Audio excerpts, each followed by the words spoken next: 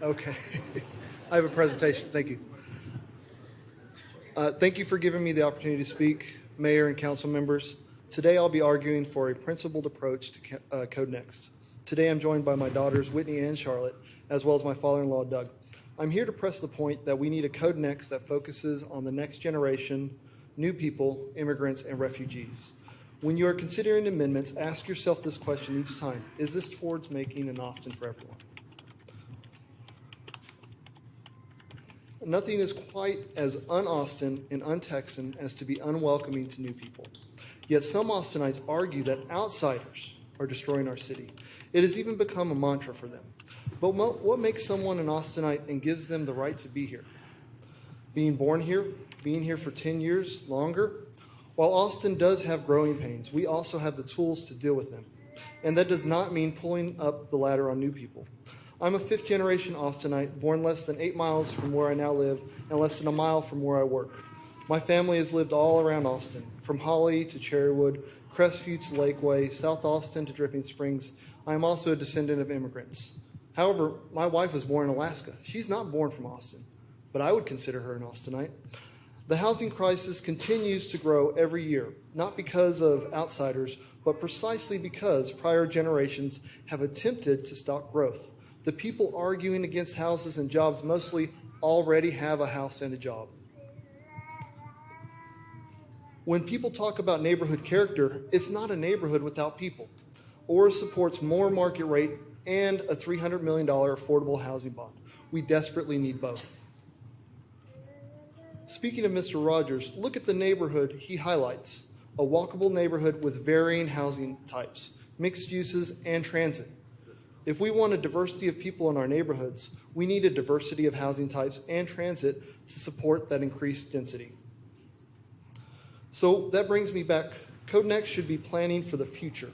You must forcefully reject the sentiment to lock our city in amber for another generation plus.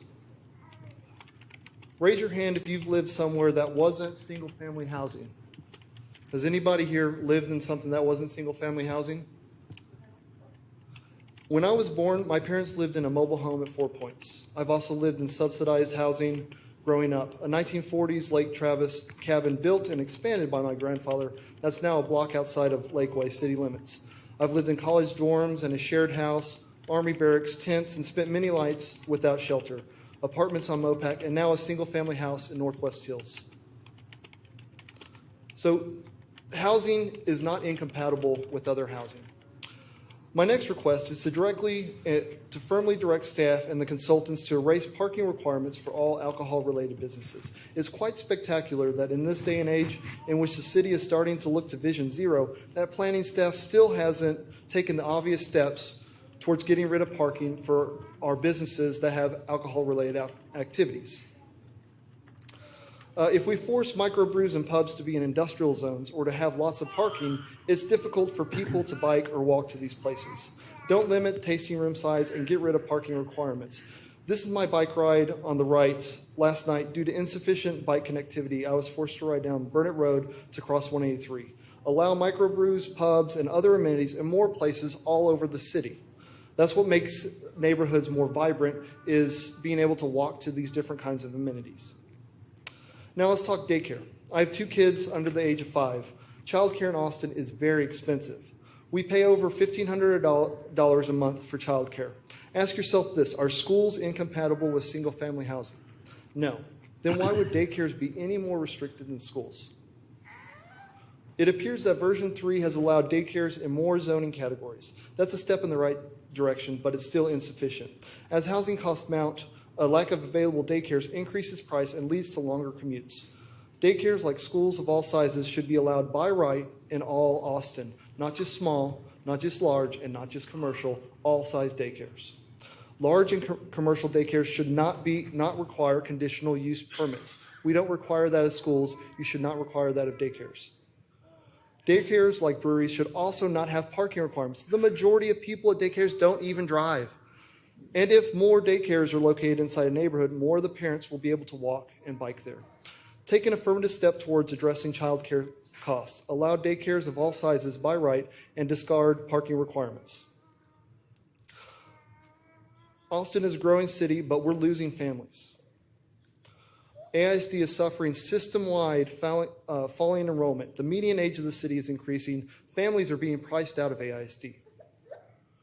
This is from the Shoal Creek Future Plan. The future they're planning is one in which single-family housing still surrounds schools.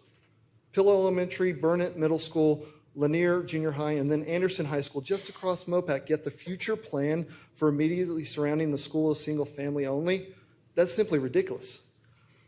On the left is a primary school here in the U.S. Do we want kids wasting their lives away in cars or able to bike and walk to school? You must upzone the areas around schools to multifamily. On the right, Anderson High School is highlighted, and Doss, Murkison, and Hill are all in this picture, but look at the sea of yellow. As you know, that's single-family exclusionary zoning. Single-family zoning is simply incompatible with schools. In conclusion, instead of preserving exclusionary single-family zoning, we should be planning for a more inclusive city. Multifamily enhances neighborhood character. Austin needs a vision and the courage to implement it. To ease displacement pressure, council must pass stay-in-place measures. For low-income households, the city must pass a $300 million housing bond. And finally, to work towards abundant housing, we need a code next that abolishes exclusionary single-family zoning in the core, or at the least, one that does not prioritize it like it is in drafts 1 through 3. People move to Austin for many reasons, like job opportunities, education, great breakfast tacos, the best barbecue in the world, and also to escape war zones and violence. At the local level, we cannot and we should not look to discourage this influx. In contrast, we can change policy to allow more housing construction as well as aid those most in need. But instead of embracing incremental growth, we have pushed growth to the suburbs. Austin can do better. We must do better. Let's make an Austin for everyone. Thank you.